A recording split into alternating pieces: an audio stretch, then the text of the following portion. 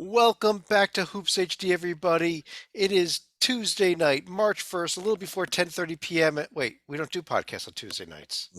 Yeah, it's March Madness. Oh, it's It's Championship Week Video March. Notebook. Yes. Welcome to March, everybody. I'm Chad Sherwood. David Griggs with us. John Stalika in crystal clear color Yeah. with us. HD. David Dorman with us. We got Stalika HD on Hoops HD tonight. Yeah. um, But this is Championship Week Video Notebook, the show where we let's see, what do we do on the show? I don't even know what we do on the show anymore. Rich, We what do we do on we this show? update the survival board. We talk about conference tournaments. Okay, We review everybody that still has a chance to win it all. okay, and that is exactly what we're going to do, I guess. Let's start though with some news and notes. Last night we did record our final Hoops HD report of the season, which means for the next few days here until Sunday, we're gonna have some regular season games, and we're gonna, at least discuss them a little bit here. A few games of note. After we finished our Hoops HD report last night, Baylor picked up a huge road win at over. Was that a road? No, yeah, Baylor No, beat is it? Texas. A home Yeah, win. they No, no, they they won. won They in won in Texas. Austin. They won in They won Austin. in Thank you. Austin. I can't read my notes anymore. Baylor won in Austin. Texas Tech won at home over K-State. And San Diego State won at Wyoming. Those were the three really notable ones. Yeah. First of all, Griggs, K-State, now sub below 500. Do you still think they're a tournament team? Yes. If Okay. it drives you crazy, absolutely. uh, but in all honesty, No. here, the big one I think, Dorman, was San Diego State's win at Wyoming. That I think really pulls San Diego State off the bubble. I'm absolutely with you. They had to have it. Wyoming had been perfect at home. They got the huge win. I think they're safely in. They don't need to do anything now next week in Vegas. I think I'm with you, Chad. They're safely in. The big games tonight, Salika, began with the Villanova Providence game, and it looks like it was going to be a Villanova thrashing. Providence tried to get back in it, though. This was a game where I think Providence hit about 14 or 15 3-pointers, and they were hitting at about a 47% clip. But unfortunately for the Friars, they tried to intentionally miss a free throw, but ended up making by accident, and Villanova ended up hanging on. Yeah, and Griggs, the major upset of the night, away from the conference tournaments, actually, I think the major upset of the night anywhere, was Nebraska doing something that they weren't able to do under Tim Miles. They won at Ohio State. Well, I mean, again, his influence, his pull, is still paying dividends all across the conference. But Ohio State, ever since their big road win, has kind of been on the decline a little bit. This is kind of their second stinker in a row. Now they're in no danger whatsoever of not making the field, but their seed, which was looking about 5-ish, 6-ish, is now kind of maybe looking below that. Not a good look. No, it wasn't. By the same token, it's a little strange that Nebraska now has 2 wins in a row, and could they have 3 wins in a row going in as the 14th seed in the Big Ten tournament? Yeah. Who's the last game against? Crickets. Crickets. Yeah. Okay, I'll tell you what. Well, I'll double check who that last game is. But Dorman, the other big game was. I wasn't prepared to discuss Nebraska. Nebraska is at Wisconsin. At Wisconsin on Sunday, actually, final day of the season. But Dorman. What makes you think they're going to win that? Salika does. Dorman. Speaking of teams that have lost 2 in a row, though, how about Kansas? Loses again. This time at TCU tonight. Yeah, not the time to hit the skids, as David just pointed out with Ohio State. Again, obviously safely in, but the 1 seed is slipping away, and now we're looking at 2 and possibly 3 if they don't get hot in the Big 12 tournament. Yeah, and Griggs, I was kind of debating with you last night. I really didn't think Kentucky was 1 seed. I thought Kansas was there instead. I'm with you now. You can't. I know winning at TCU is not easy, but if you want to be a 1 seed, you got to do it. Yeah, and simple. My biggest thing with Kansas, I think what separates them with Kentucky and has for a while, is Kentucky's road wins over protected seeds versus Kansas's, which are 0 for Kansas. Kansas, It's debatable. Iowa State is probably in the top half of the bracket. That's the only team that's going to be wearing white that Kansas has beaten on the road. Kentucky's beaten Alabama. They've beaten Kansas. They've beaten some other. They got another one in there, don't they? That's really high. Alabama, Kansas. I thought they had another one. A really strong road one. Yeah.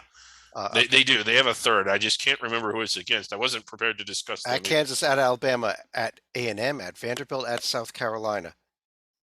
They did beat North Carolina in neutral court, but no, they don't have that. Yeah, North Carolina is not who I was thinking of. Okay, no, it doesn't exist. They beat Tennessee at home. They beat LSU at home.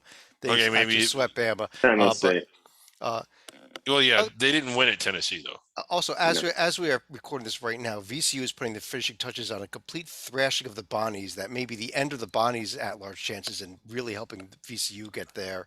Michigan putting a thrashing on Michigan State that should put the Wolverines in real good shape here for an at-large bid as well, I think. But let's get to the conference tournaments. I think enough of this nonsense. We've been Matt McCall out at UMass. Sleeka, you want to do a few minutes of that? I was actually going to do that as a final thought. Oh, then forget it. But I will say, on the other hand, how happy is Pat Kelsey not to have taken that job? Because let's not forget, he accepted that job, and 24 hours later, he's like, nah, changed my mind, going back to Winthrop and ultimately Charleston. I'll tell you what, before we get actually into tonight's conference tournament games, we did have a first one game last night.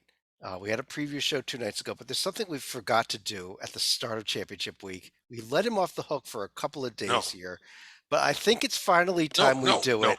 I think it is. Send them. No. The doors are locked, Griggs. You're done. You are in the puppet bunker the rest of the way. It's not necessary to do this because I'm a superstar basketball analyst, Tina. I don't want to be locked in a bunker. Too late. Yeah, but that's something that can be rectified by a $20 bolt cutter. What happened to the Hoops HD budget this year? I'll tell you what, for about $5, I'd let him out, but that's another story.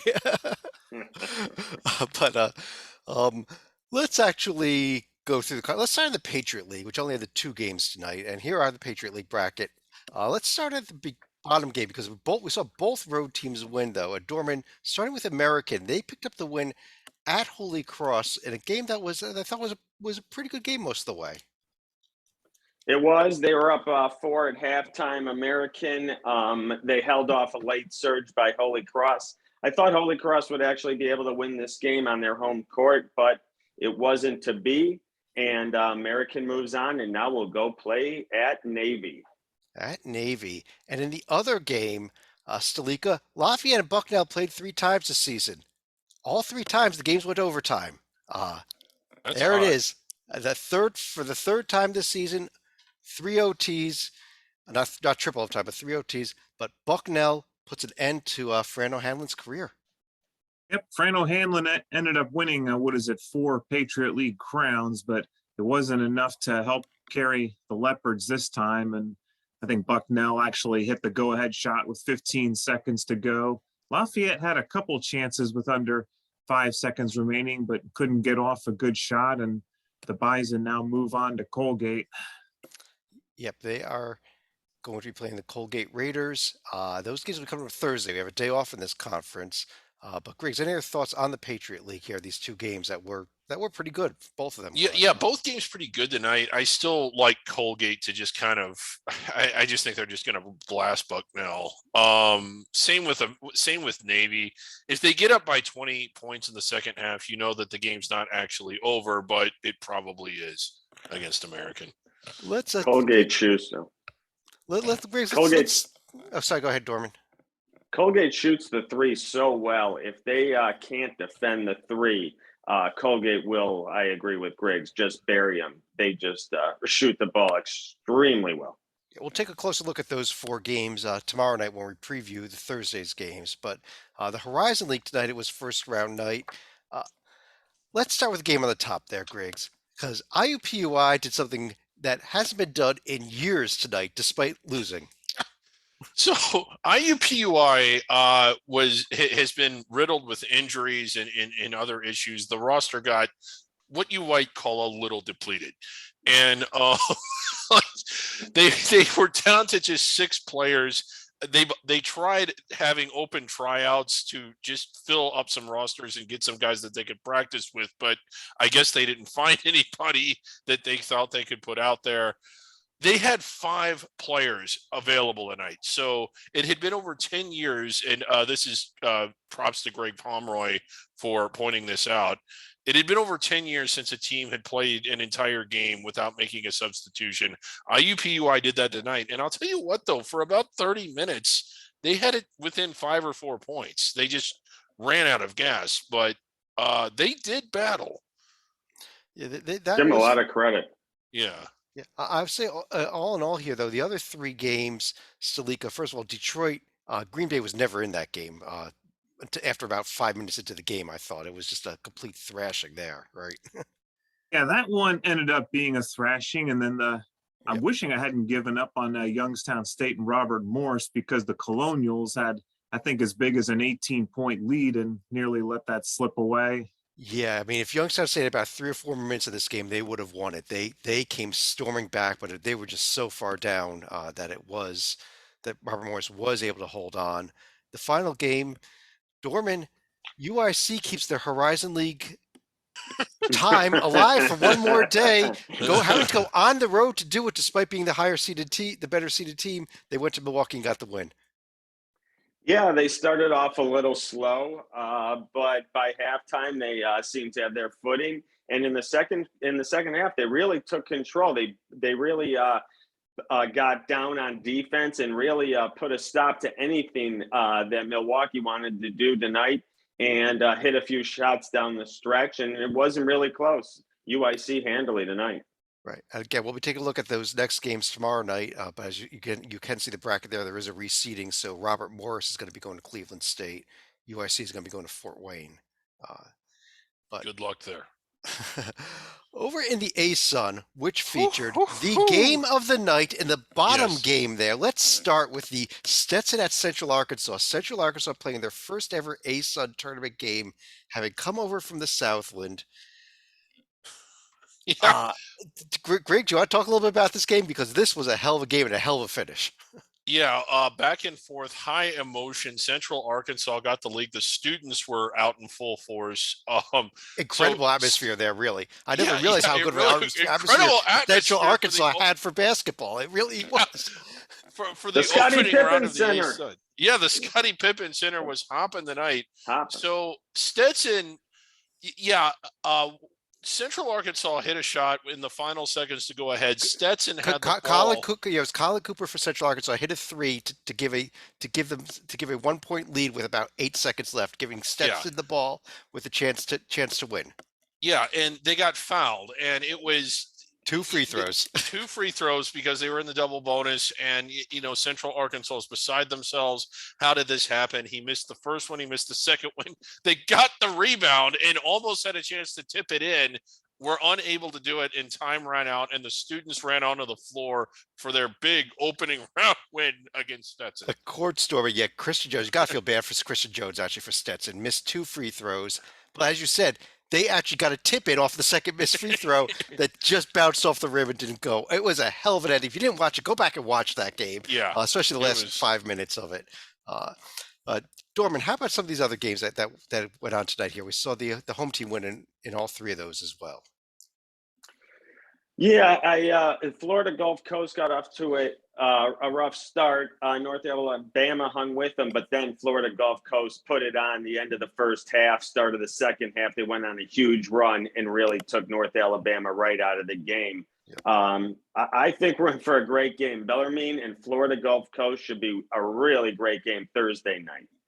Yeah, Lipscomb kind of didn't have too much trouble with North Florida. They kind of kept them at arm's length most of the game, and Sleeka, Kennesaw was actually down bigger the first half to Eastern Kentucky, but had a great second half of that game. A decent second half right here, and now they'll get to face one of the favorites in Jacksonville State coming up on Thursday. Yeah, but that was the day in conference tournament action. We already mentioned the day outside of conference tournament action, which did include a late win by Florida over Vanderbilt as we've been recording this show. So, by the way, very much needed win for Florida at Vanderbilt. That they really escaped in that one. They trailed with less than a minute to go. So Had they not won that one, they would have, their status on the survival board may have been different. It is the second day of the Northeast Conference tomorrow, Yes, though. sir. Let's take a preview. We had Central Connecticut get the win, but now we get serious. We have 4 games. The first time a 1 seed has played so far. It's going to be coming up in some of these games tomorrow. But Central Connecticut, the 9 seeds at Bryant.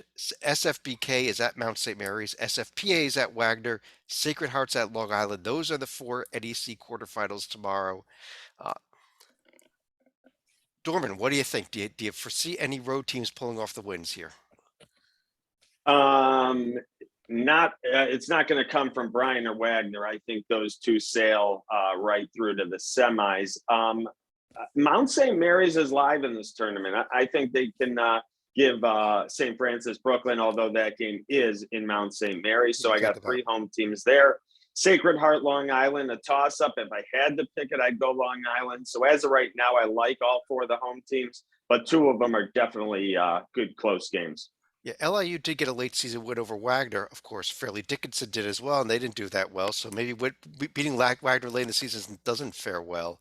Wagner has not been the same since that injury. I don't think they're going to have any trouble with St. Francis U or whatever they're calling themselves these days. But I still think we should call them STFU. That was great, but they don't like that. But I do think Wagner gets the win tomorrow. But they are going to sweat the Sharks in the semis if the chalk holds. I think. Yeah, if the chalk holds, I would. I don't know that I really want to pick it. I would not shock me if Wagner actually got upset though tomorrow night. It wouldn't me either. Really? What a shame that would be, because this was a special kind of NEC team, and they still are, but they just have not been the same since losing their best player. Yeah, well, not the second or third best player, but when Elijah Ford went down, they have not been the same team. But Sleeka, real quick, any other thoughts on the quarterfinals tomorrow? Robert Morris used to be the team that would inexplicably make a run despite having a subpar season. Well, they won tonight. They won tonight. They won tonight in a different conference, but they won tonight. In a different conference. But by the same token, I would not be shocked if Wagner was told to STFU by St. Francis. But I do think Derek Kellogg in Long Island could be a bit of a dark horse to watch for. And by the way, how hard is Kellogg laughing right now that he's going to be outlasting Matt McCall?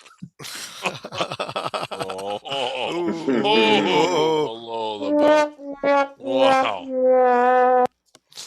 I got to get a little quicker on those buttons.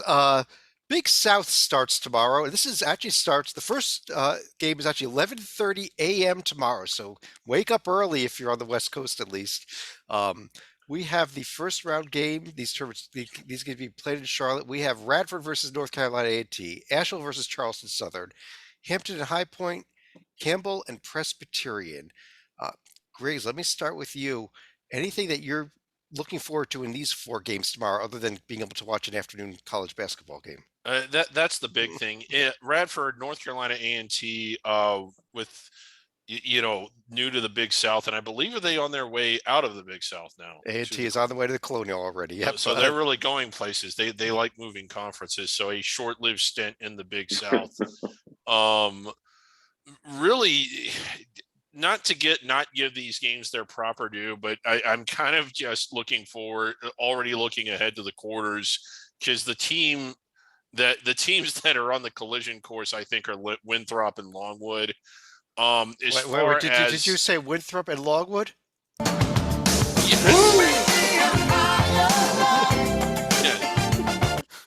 We didn't get to see the first one. It occurred, but unless you had a ticket, you couldn't see it because the stream wasn't working. I do think Winwood Cup. Yeah, the Winwood Cup. Campbell and Presby. I thought Presby would be better in conference this year than what they were. I still think that they have a little bit of a ceiling. It wouldn't shock me if they beat Campbell, but all in all, I don't know. It'll be interesting. Well, Sleeka, who do you think is going to win this entire event?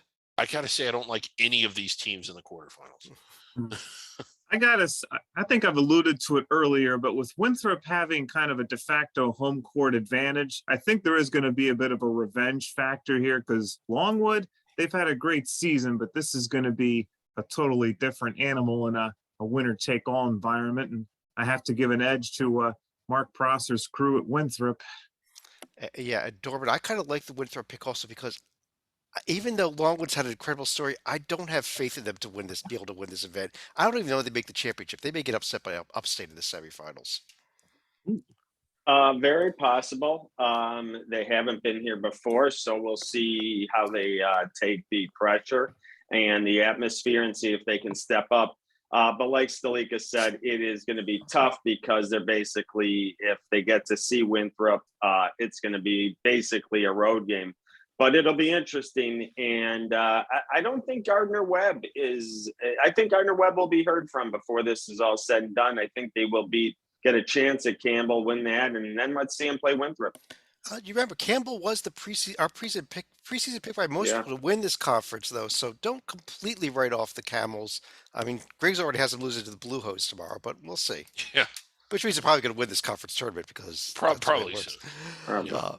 One more league starting tomorrow. It is first round day in the Ohio Valley Conference. We have Tennessee State against Edwardsville, Austin P against Tennessee Tech, games that are completely meaningless.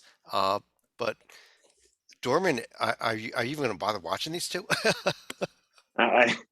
Not two of my favorite games on the board tomorrow, but starting right away Thursday when we get, I guess that's the quarters. This is going to get exciting quickly. I really like when Moorhead and SEMO enter the picture and looking to fight on and see if they can get Murray State and Belmont. But I think this will get very interesting, very exciting. Ohio Valley basketball is always great in March, and starting Thursday night, look out. This will be really cool.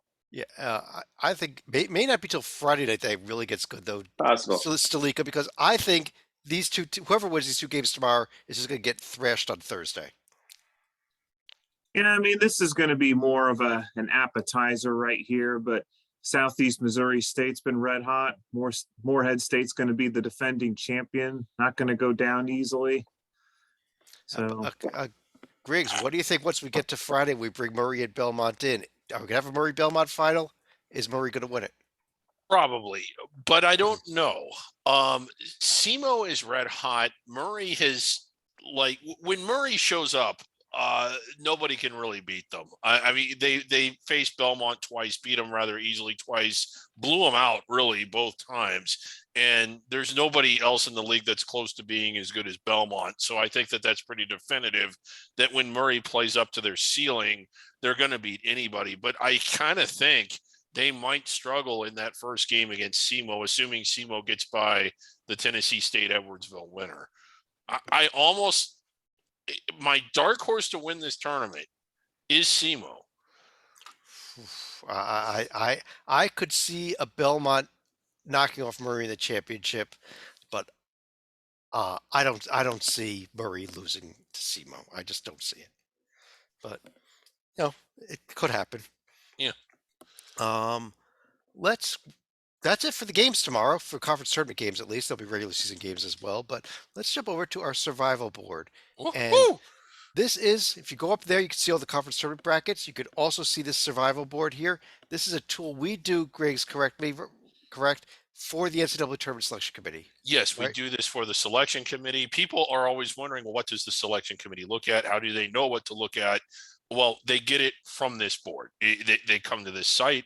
It's available on the internet in the room that they have. And this is basically a sorting tool for them or a guide for them. It's an index for them. Right. So if you look here, for example, you look, the teams listed a different way. A lock is a team that's in no matter what. You see Duke and Houston, for example, Right, Baylor down the bottom of the screen. Those teams are in no matter what. So if they think should they be in or not, they're in. Yeah. And they don't have to think about it. They can just look at this site and be like, well, okay, they're in. The teams that are in green, like Memphis and Carver Bible and Miami and North Carolina, those are teams to think about. Who? I'm seeing there in the ACC, and I see them in the A-Sun. I see them twice on this screen here. Carver Bible, they're everywhere now. I don't know what's going on. I get the feeling that there's something fishy going on here. I think we've got one of those. Do we have their profile up, Chad? Do we have their profile? I bet we can find their profile. Let's take a look here. Yeah. There they are. Yeah. Wow. Strongo at 24. this is a lot of road games. Not a bad record at home this year. So Undefeated at home. yeah, and so they deserve a fair evaluation. But it's kind of odd that I didn't even. Anyway, yeah, Yeah. Carbo. Okay. But if you are green, that's a team that's under consideration. Black type or regular type, you can only get it with the auto bid, so like Boston College or Georgia Tech. And if you're in red, shouldn't even be discussed. You will not be in no matter what, right? Correct. Anyhow, heading into today, we had 336 teams eligible to still make and win the NCAA tournament. So as a result of today's games, let's find out what happened.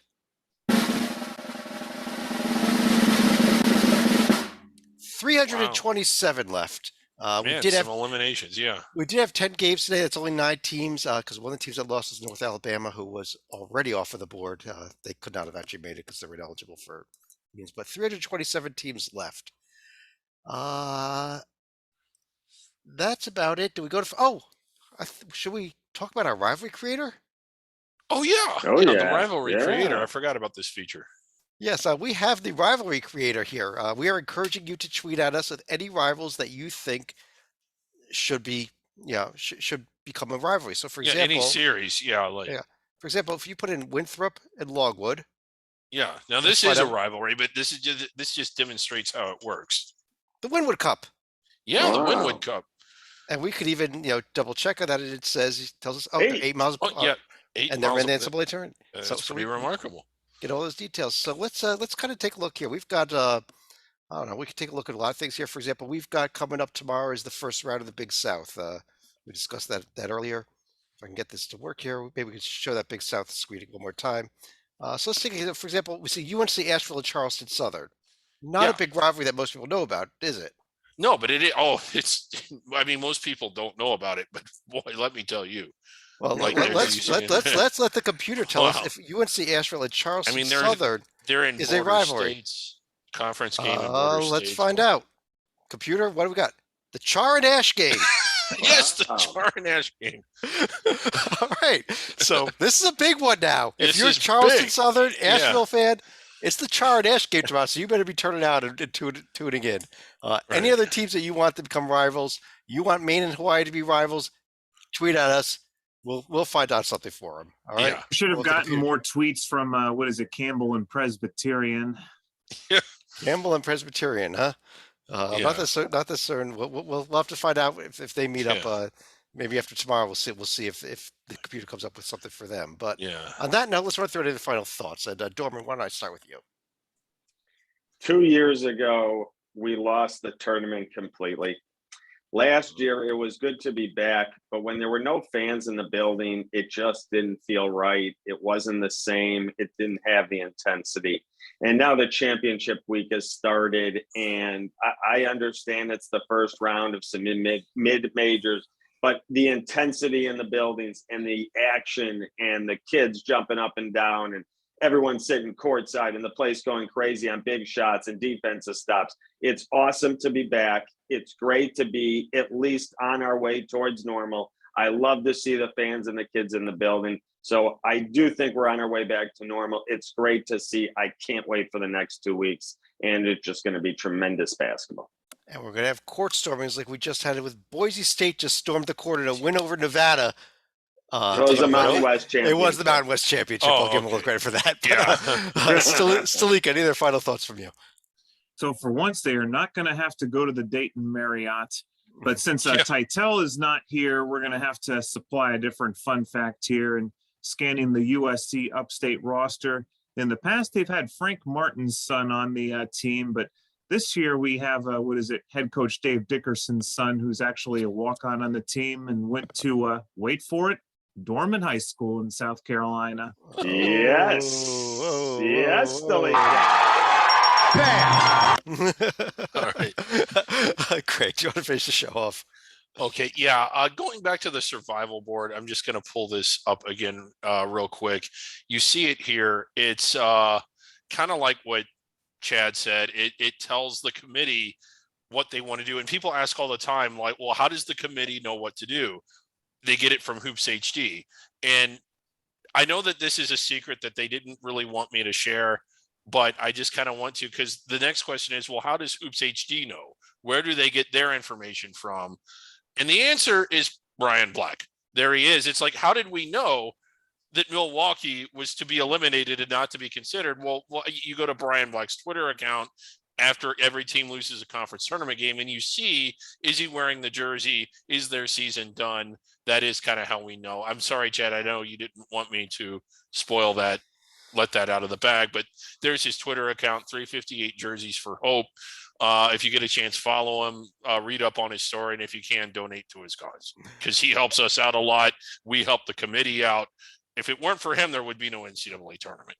Yes, and if you're a school out there that has not yet gotten him one of your jerseys, I don't really know how you make the tournament because he can't be featured in the tournament. So get him your jersey. Right, but, yeah. On behalf now of David Dorman, David Griggs, John Stalika, everybody else that's around here, I'm Chad Sherwood. Thanks for joining us. We'll be back again tomorrow. We're going to do 2 podcasts tomorrow. We're going to be doing our normal Thursday evening bracket rundown show. We're going to do it tomorrow night, even though it's only Wednesday. And we'll do a video notebook at the end of the night. But thanks for joining us, everybody. We'll be talking to you again twice tomorrow.